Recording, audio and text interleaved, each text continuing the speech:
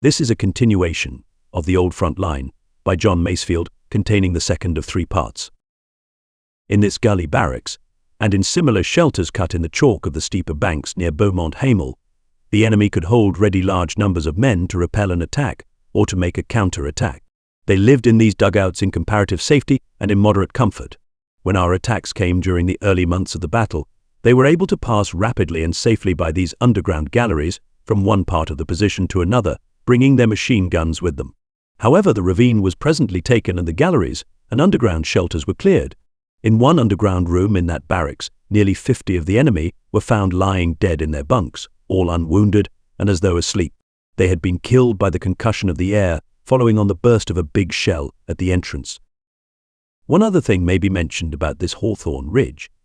It runs parallel with the next spur, the Beaucourt Spur, immediately to the north of it, then in the enemy's hands. Just over the crest of this spur, out of sight from our lines, is a country road, well banked and screened, leading from Beaucourt to Serres. This road was known by our men as Artillery Lane, because it was used as a battery position by the enemy. The wrecks of several of his guns lie in the mud there still. From the crest in front of this road, there is a view to the westward, so wonderful that those who see it realize at once that the enemy position on the ridge, which at a first glance seems badly sited for observation, is really well placed. From this crest, the ridge top, all our old front line, and nearly all the no man's land upon it, is exposed and plainly to be seen. On a reasonably clear day, no man could leave our old line unseen from this crest. No artillery officer, correcting the fire of a battery, could ask for a better place from which to watch the bursts of his shells. This crest, in front of the lane of enemy guns, made it possible for the enemy batteries to drop shells upon our front-line trenches before all the men were out of them at the instant of the great attack. The Old English line runs along the Hawthorne Ridge top for some hundreds of yards, and then crosses a dip or valley, which is the broad, fan-shaped, southern end of a fork of Wye Ravine. A road runs or ran down this dip into the Wye Ravine. It is not now recognizable as a road, but the steep banks at each side of it, and some bluish metalling in the shell holes, show that one once ran there. These banks are covered with hawthorn bushes. A rimblay, also topped with hawthorn, lies a little to the north of this road. From this lynchet, looking down the valley into the Wye Ravine, the enemy position is saddle-shaped, low in the middle, where the Wye Ravine narrows, and rising to right and left to a good height. Chalk hills from their form often seem higher than they really are, especially in any kind of haze. Often they have mystery and nearly always beauty. For some reason, the lumping rolls of Chalk Hill, rising up on each side of this valley, have a menace and a horror about them. One sees little of the enemy position from the English line. It is now nothing but a track of black wire, in front of some burnt and battered heapings of the ground, upon which the grass and the flowers have only now begun to push. At the beginning of the battle, it must have been greener and fresher, for then the fire of hell had not come upon it. But even then, even in the summer day, the dent in the chalk leading to the Wye Ravine must have seemed a threatening and forbidding place. Our line goes along the top of the ridge here at a good distance from the enemy line. It is dug on the brow of the plateau in reddish earth on the top of chalk. It is now much as our men left it for the last time. The trench ladders by which they left it are still in place in the bays of the trenches. All the outer, or jumping off, trenches are much destroyed by enemy shell fire, which was very heavy here from both sides of the Ancre River. A quarter of a mile to the southeast of the Ye Ravine, the line comes within sight of the great gap which cuts the battlefield in two. This gap is the valley of the Ancre River, which runs here beneath great spurs of chalk, as the Thames runs at Goring and Pangbourne. On the lonely hill, where this first comes plainly into view, as one travels south along the line, there used to be 2 bodies of English soldiers, buried once and then unburied by the rain. They lay in the no man's land, outside the English wire, in what was then one of the loneliest places in the field. The ruin of war lay all round them. There are many English graves, marked, then, hurriedly, by the man's rifle thrust into the ground, in that piece of the line. On a windy day, these rifles shook in the wind as the bayonets bent to the blast. The field testaments of both men lay open beside them in the mud. The rain and the mud together had nearly destroyed the little books, but in each case it was possible to read one text. In both cases, the text which remained read with a strange irony. The one book, beside, a splendid youth, cut off in his promise, was open at a text which ran, and Moses was learned in all the wisdom of the Egyptians, and mighty in word and in deed. The other book, beside one who had been killed in an attack, which did not succeed at the moment, but which led to the falling back of the enemy nation from many miles of conquered ground, read even more strangely. It was open at the 89th Psalm, and the only legible words were, "Thou hast broken down all his hedges, thou hast brought his strongholds to ruin."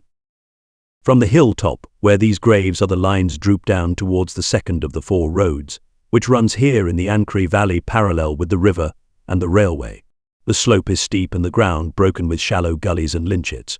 Well down towards the river, just above the road, a flattish piece of land leads to a ravine with steep and high banks. This flattish land, well within the enemy line, was the scene of very desperate fighting on the 1st of July. Looking at the enemy line in front of our own line here, one sees little but a gentle crest, protected by wire, in front of another gentle crest, also wired, with other gentle crests beyond and to the left. To the right there is a blur of gentle crests behind treetops. It is plain from a glance that gullies run irregularly into the spurs here, and make the defense easy.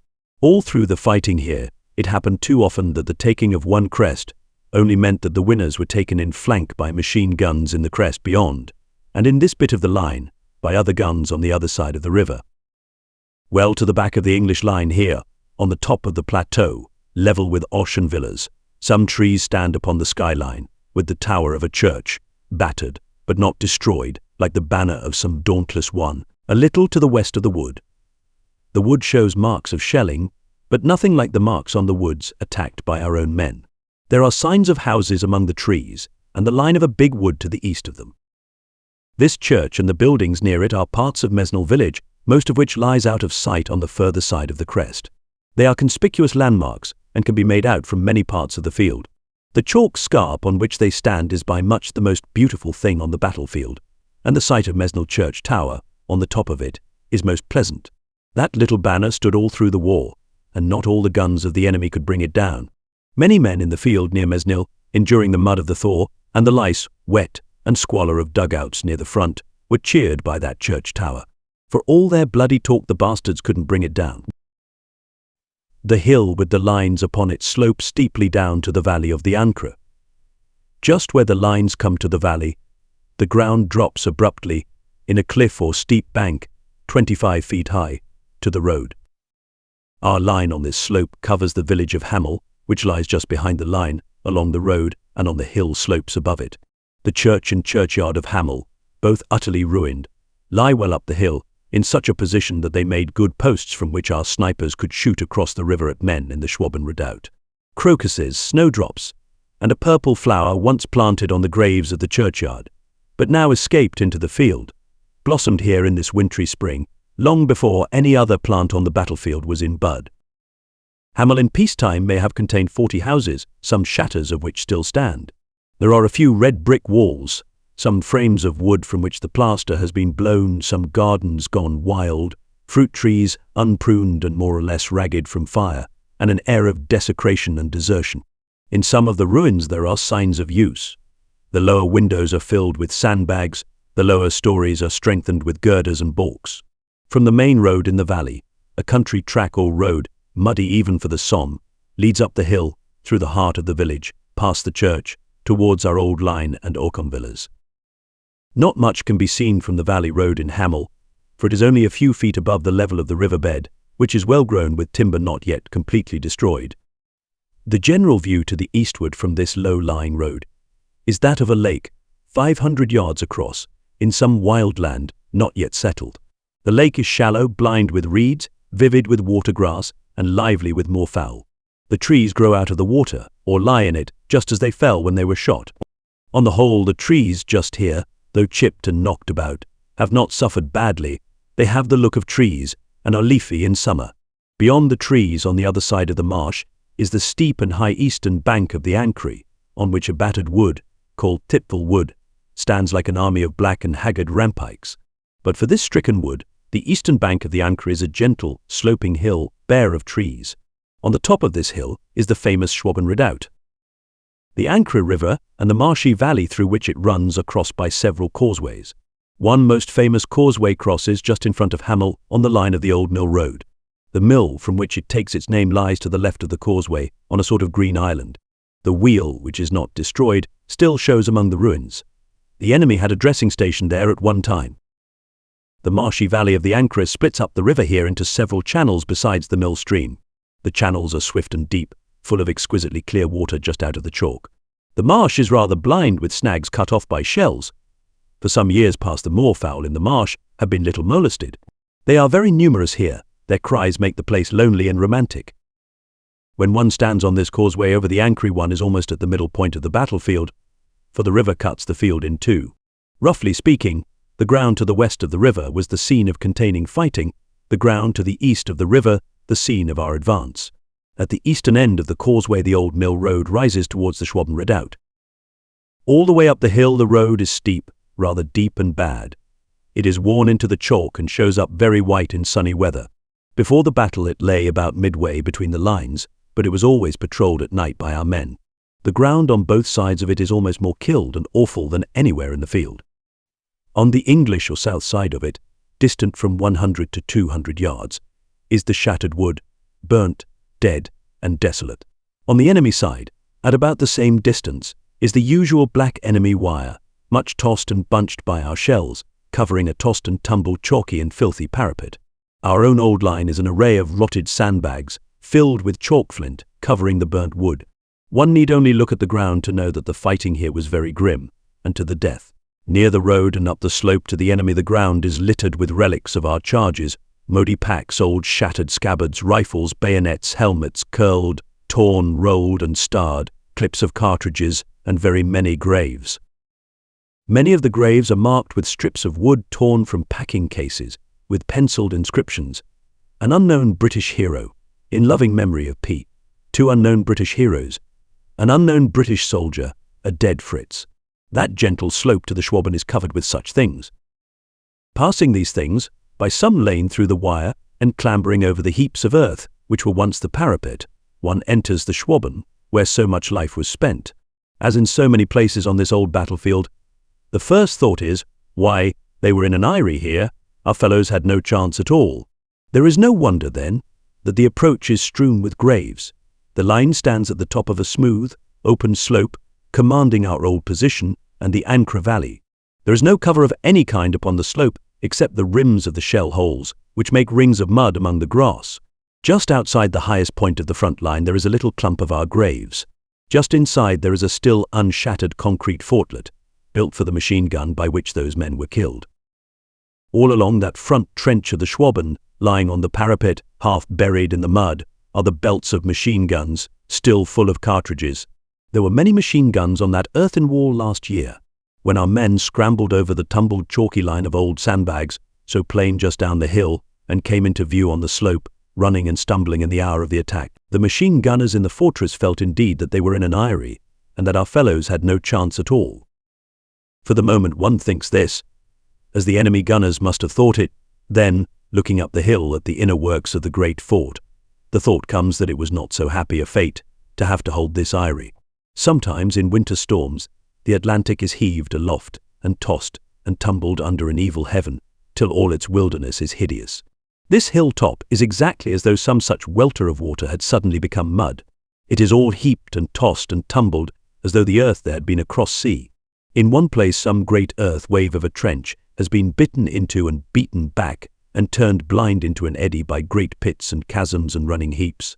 Then, in another place, where the crown of the work once reared itself aloft over the hill, the heaps of mud are all blurred and pounded together, so that there is no design, no trace, no visible plan of any fortress, only a mess of mud bedevilled and bewildered.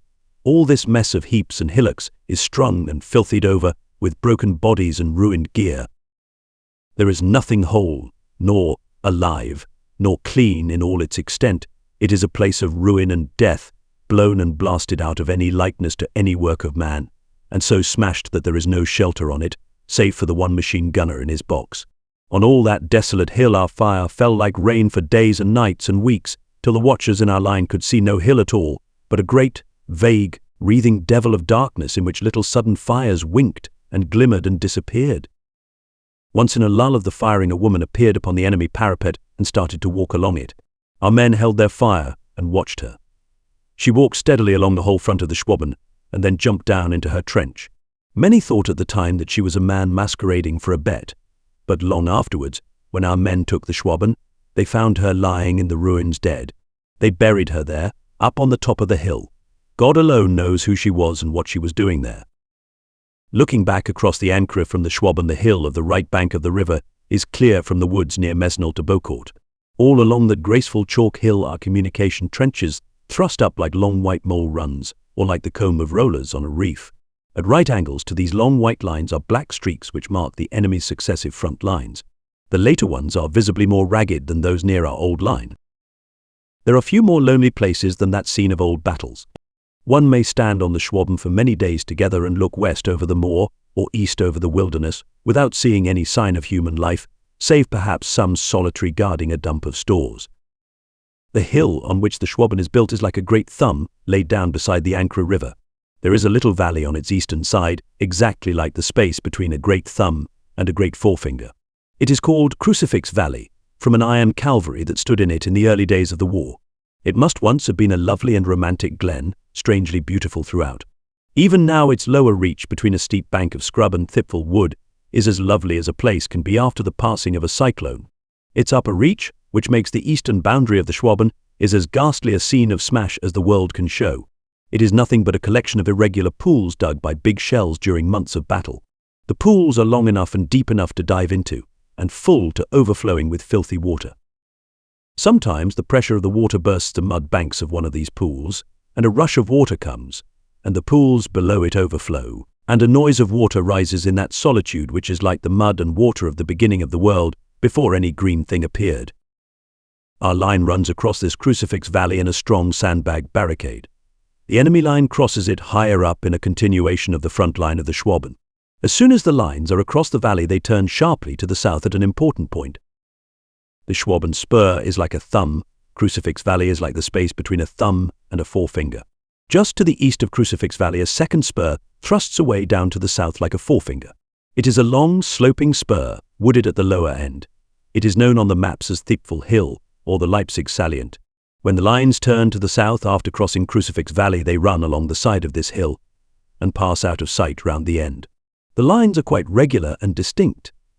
From the top of the Schwaben it looks as though the side of the hill were fenced into a neat green track or racecourse. This track is the no man's land, which lies like a broad green regular stripe between brown expanses along the hillside. All this hill was of the greatest importance to the enemy. It was as strong and airy as the Schwaben it turned, and made very dangerous our works in front of Hamel, and it was the key to a covered way to the plateau from which all these spurs thrust southward. It is a bolder, more regular spur than the others which thrust from this plateau. The top slopes so slightly as to be almost level. The two flanks are rather steep.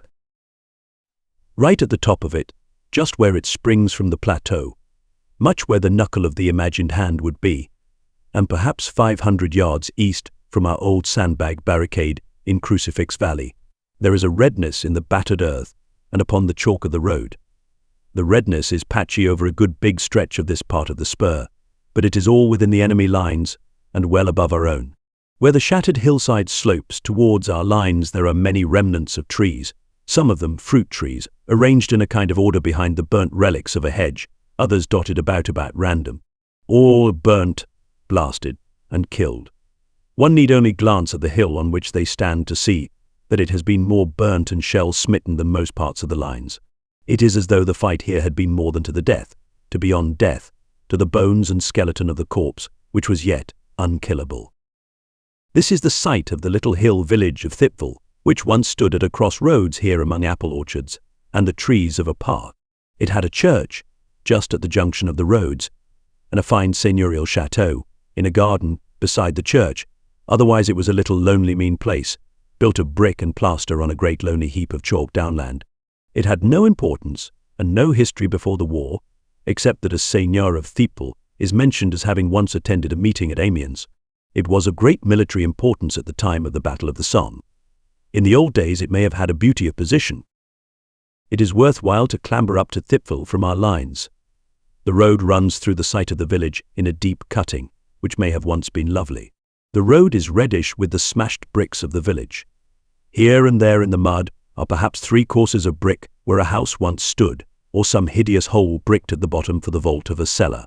Blasted, dead, pitted stumps of trees with their bark in rags grow here and there in a collection of vast holes 10 feet deep and 15 feet across, with filthy water in them.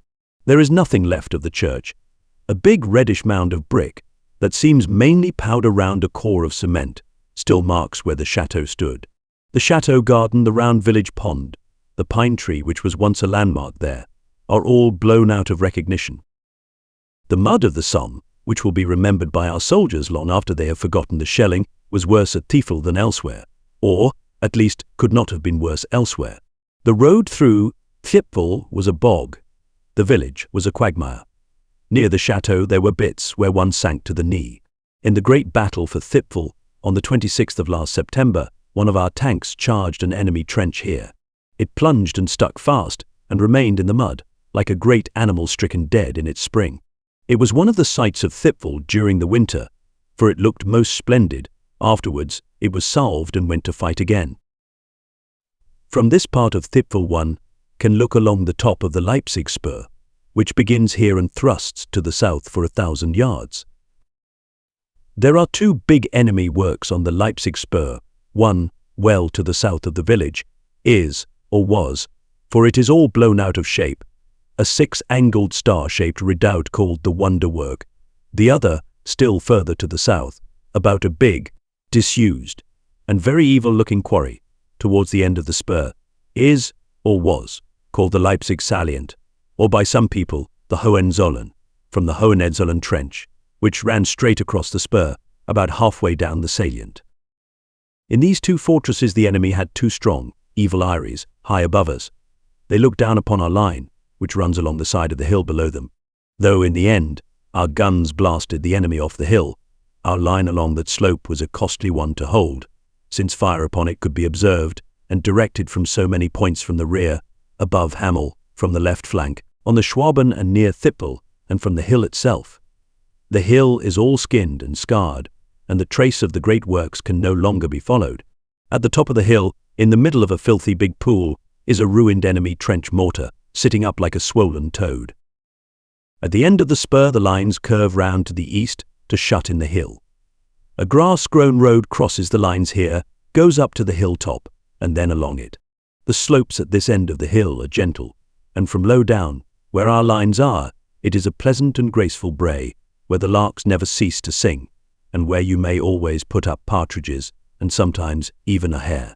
It is a deserted hill at this time, but for the wild things. The no-man's land is littered with the relics of a charge, for many brave Dorsetshire and Wiltshire men died in the rush up that slope. On the highest point of the enemy parapet, at the end of the hill, is a lonely white cross which stands out like a banner planted by a conqueror. It marks the grave of an officer of the Wilts, who was killed there, among the ruin, in the July attack.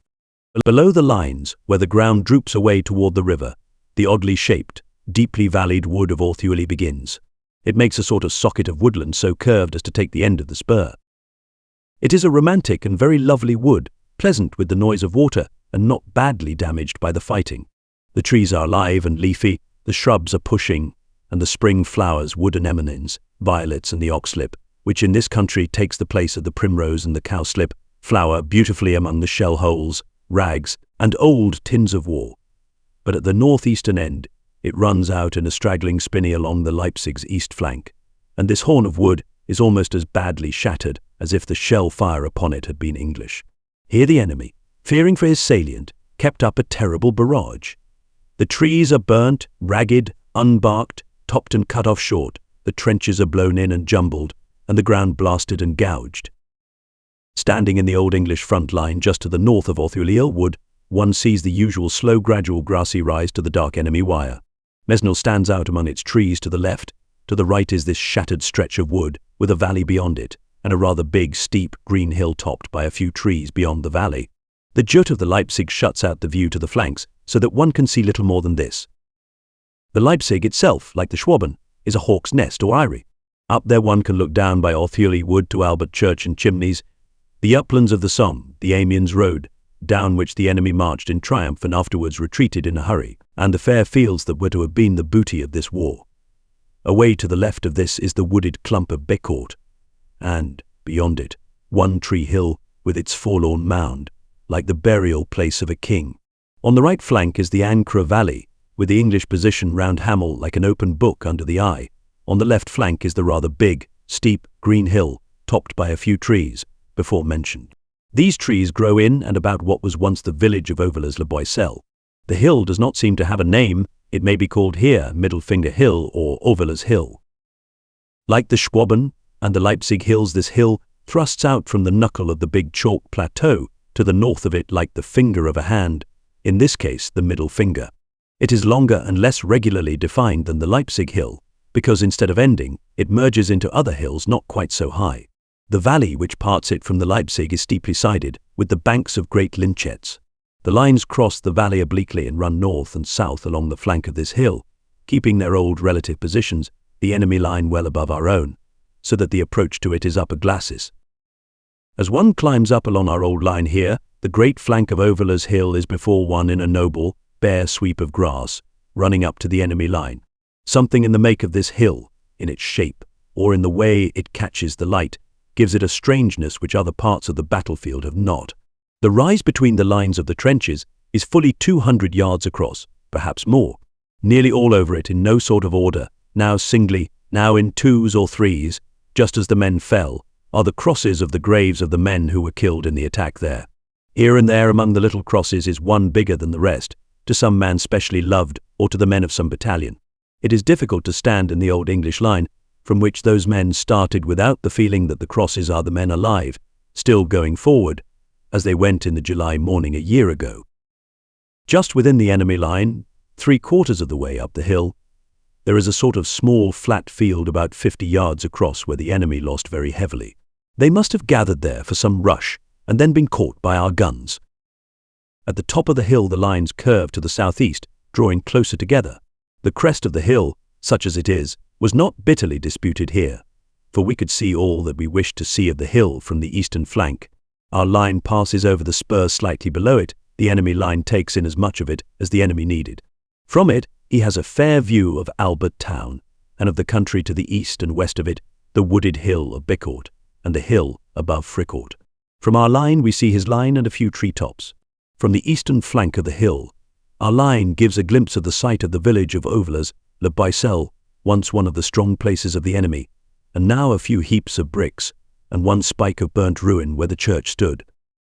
Like most Picardy villages, Overlers was compactly built of red brick along a country road, with trees and orchards surrounding it. It had a lofty and pretentious brick church of a modern type. Below and beyond it to the east is a long and not very broad valley which lies between the eastern flank of Overlers Hill and the next spur. It is called Mash Valley on the maps.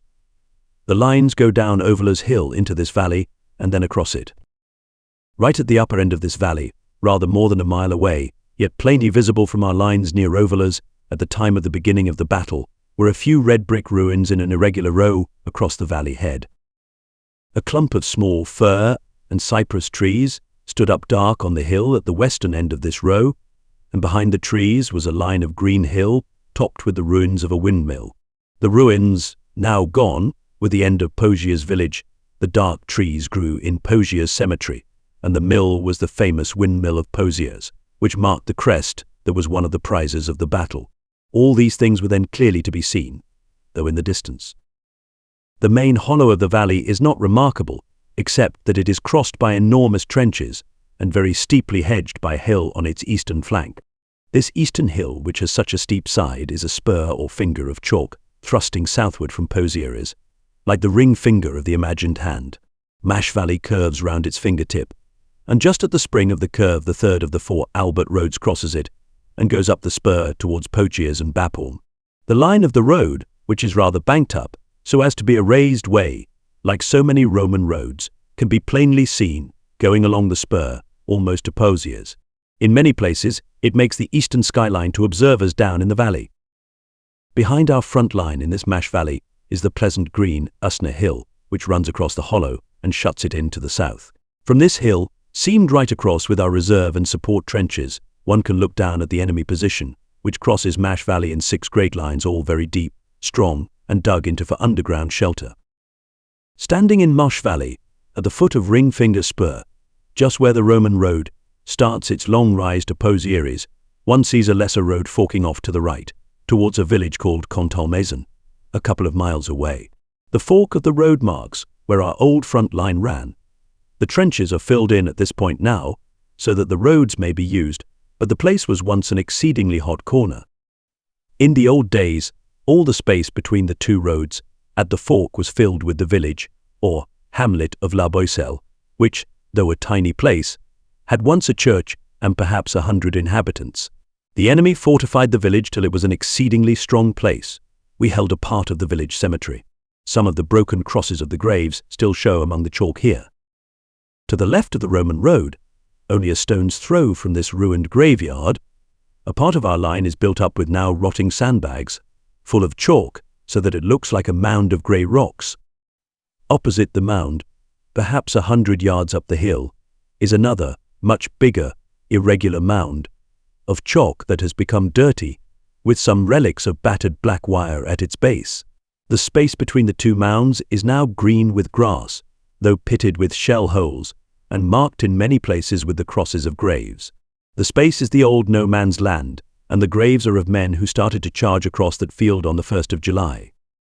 The big grey mound is the outer wall, or casting of a mine 30 yards, yelk, and 100 yards across, which we sprang under the enemy line there on that summer morning, just before our men went over. La Boisselle, after being battered by us in our attack, was destroyed by enemy fire after we had taken it, and then cleared by our men who wished to use the roads. It offers no site of any interest, but just outside it, between the old lines, there is a stretch of spur, useful for observation, for which both sides fought bitterly. For about 200 yards, the no man's land is a succession of pits in the chalk where mines have been sprung. Chalk, wire, stakes, friends and enemies seem here to have been all blown to powder. The lines cross this debated bit and go across a small, ill-defined bulk of chalk, known as Chape Spur, on the top of which there is a vast heap of dazzlingly white chalk, so bright that it is painful to look at. Beyond it is the pit of a mine, evenly and cleanly blown, 35 yards deep, and more than 100 yards across, in the pure chalk of the upland, as white as cherry blossom. This is the finest, though not the biggest, mine in the battlefield. It was the work of many months, for the shafts by which it was approached began more than a quarter of a mile away. It was sprung on the 1st of July as a signal for the attack. Quite close to it are the graves of an officer and a sergeant, both English, who were killed in the attack a few minutes after that chasm in the chalk had opened. The sergeant was killed while trying to save his officer. The lines bend down southeastward from Chape Spur and cross a long, curving, shallow valley known as Sausage Valley, famous later in the battle as an assembly place for men going up against Pogiers. Here the men in our line could see nothing but chalk slope to right, left or front, except the last tree of La Boisselle, rising gaunt and black above the line of the hill. Just behind them, however, at the foot of the Sausage Valley, they had a pleasant wooded hill, the hill of Bécourt, which was for nearly 2 years within a mile of the front line, yet remained a green and leafy hill covered with living trees, among which the chateau of Bécourt remained a habitable house. The lines slant in a southeasterly direction across the Sausage Valley.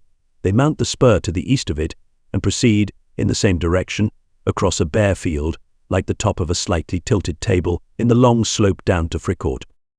Here the men in our front lines could see rather more from their position. In front of them was a smooth space of grass, slightly rising to the enemy lines 200 yards away. Behind the enemy lines is a grassy space, and behind this there shows what seems to be a gully or ravine, beyond which the high ground of another spur rises, much as the citadel of an old encampment rises out of its walled ditch. This high ground of this other spur is not more than a few feet above the ground near it, but it is higher, it commands it. All the high ground is wooded. To the southern or lower end of it the trees are occasional and much broken by fire. To the northern or upper end they grow in a kind of wood, though all are much destroyed. Right up to the wood, all the high ground bears traces of building. There are little tumbles of bricks and something of the colour of brick all over the pilled, poxed and blasted heap that is so like an old citadel. The ravine in front of it is the gully between the two spurs. It shelters the sunken road to Contalmaison. The heap is Fricourt village, and the woodland to the north is Fricourt wood. A glance is enough to show that it is a strong position. To the left of Fricourt, the spur rises slowly into a skyline. To the right, the lines droop down the spur to a valley, across a brook and a road in the valley, and up a big bear-humping chalk hill placed at right angles to the spur on which Fricourt stands. The spur on which Fricourt stands and the spur down which the lines run both end at the valley in a steep drop. Just above the steep fall our men fought very hard to push back the enemy a little towards Fricourt, so that he might not see the lower part of the valley or be able to enfilade our lines on the other side of it.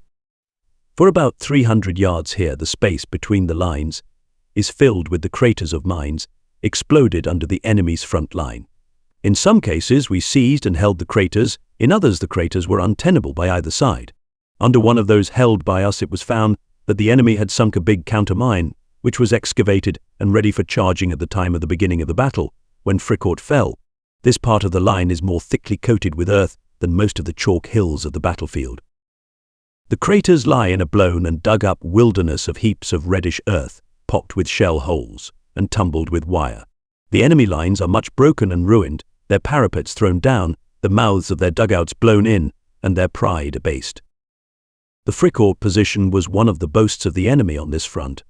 Other places on the line, such as the Leipzig, the Schwaben, and the trenches near Hamel, were strong because they could be supported by works behind them or on their flanks.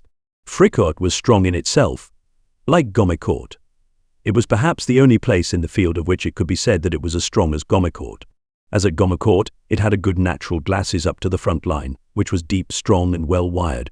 Behind the front line was a wired second line, and behind that, the rising spur on which the village stood, commanding both with machine gun emplacements. Fricourt was not captured by storm, but swiftly isolated and forced to surrender.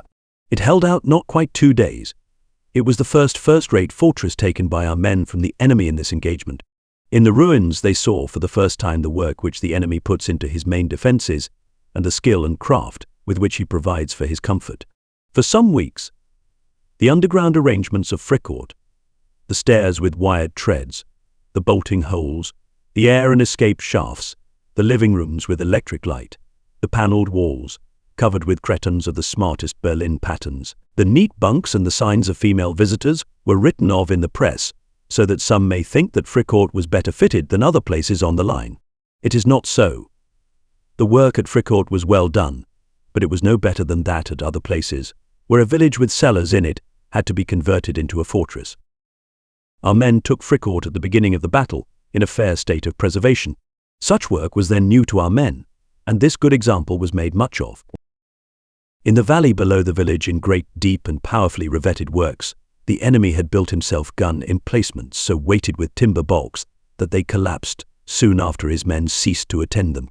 The line of these great works ran, as so many of his important lines have run, at the foot of a steep bank or lynchet, so that at a little distance the parapet of the work merged into the bank behind it and was almost invisible. This line of guns ran about east and west across the neck of the Fricourt salient, which thrust still further south, across the little valley and up the hill on the other side. Our old line crosses the valley just to the east of the Fricourt station on the little railway which once ran in the valley past Fricourt and Mametz to Montauban. It then crossed the fourth of the roads from Albert at Fricourt Cemetery, which is a small, raised forlorn garden of broken tombs at crossroads, under the hill facing Fricourt. Here our line began to go diagonally up the lower slopes of the hill. The enemy line climbed it further to the east, round the bulging snout of the hill, at a steep and difficult point above the bank of a sunken road. Towards the top of the hill the lines converged. All the way of the hill, the enemy had the stronger position. It was above us, almost invisible and unguessable, except from the air, at the top of a steep climb up a clay bank, which in wet weather makes bad going even for the Somme. And though the lie of the ground made it impossible for him to see much of our position, it was impossible for us to see anything or to assault him.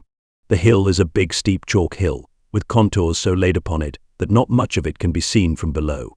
By looking to the left from our trenches on its western lower slopes, one can see nothing of Fricourt, for the bulge of the hill's snout covers it. One has a fair view of the old English line on the smoothish big slope between Fricourt and Becourt, but nothing of the enemy stronghold. One might have lived in those trenches for nearly 2 years without seeing any enemy, except the rain and mud and lice. Up at the top of the hill, there is an immense prospect over the eastern half of the battlefield, And here, where the lines converge, it was most necessary for us to have the crest and for the enemy to keep us off it. The highest ground is well forward on the snout, and this point was the only part of the hill which the enemy strove to keep. His line goes up the hill to the highest point, cuts off the highest point, and at once turns eastward, so that his position on the hill is just the northern slope and a narrow line of crest. It is as though an army holding Fleet Street against an army on the embankment and in Cheapside should have seized Ludgate Hill to the top of the steps of St. Paul's and left the body of the cathedral to its opponent. The lines securing this important salient are of immense strength and intricacy, with many great avenues of approach. The front line is double across the greater part of the crest, and behind it is a very deep, strong, trebly wired support line which is double at important points. Our old front line runs almost straight across the crest parallel with the enemy front line, and distant from it from 40 to 150 yards. The crest or highest ground is on both flanks of the hilltop close to the enemy line. Between the lines at both these points are the signs of a struggle which raged for weeks and months for the possession of those lumps of hill, each perhaps 200 yards long, by 50 broad, by 5 high. Those 15 feet of height were bartered for, with more than their own weight of sweat and blood. The hill can never lose the marks of the struggle. In those two patches of the hill, the space between the lines is a quarry of confluent craters, 20 or 30 yards deep, blown into and under each other, till the top of the hill is split apart. No man can now tell which of all these mines was sunk by our men. The quarry runs irregularly in heaps and hollows of chalk and red earth, mingled like flesh and blood. On our side of the pits, the marks of our occupation are plain. They're in several places, as at La Boisselle and on the Beaucourt spur. Our men have built up the parapet of our old front line by thousands of sandbags, till it is a hilltop or cairn from which they could see beyond. The sandbags have rotted and the chalk and flints within have fallen partly through the rags, and nature has already begun to change those heaps to her own colours, but they will be there forever as the mark of our race. Such monuments must be as lasting as Stonehenge. Neither the mines nor the guns of the enemy could destroy them. From among them our soldiers peered through the smoke of burning explosions at the promised land which the battle made ours. From those heaps there is a wide view over that part of the field. To the left one sees Albert, the wooded clump of Beaucourt, and a high green spur which hides the Sausage Valley. To the front this green spur runs to the higher ground from which the Fricourt spur thrusts.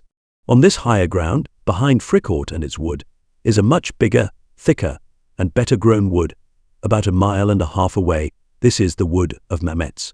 Some short distance to the left of this wood, very plainly visible on the high, rather bare hill, is a clump of pollarded trees near a few heaps of red brick. The trees were once the shade-giving trees about the marketplace of Condormaison, a hamlet at a crossroads at this point. Behind these ruins, the skyline, is a kind of ridge which runs in a straight line, broken in one place by a few shatters of trees. These trees are the remains of the wood which once grew outside the village of Pozières. The ridge is the Albert Bapaume road, here passing over the highest ground on its path. Turning from these distant places and looking to the right, one sees just below, 1,200 yards to the east of Fricourt, across the valley at the foot of this hill, of the salient, the end of an irregular spur, on which are the shattered bricks of the village of Mametz before mentioned. This concludes the second part of 3 total of The Old Front Line by John Masefield, produced by Best Audiobooks for free.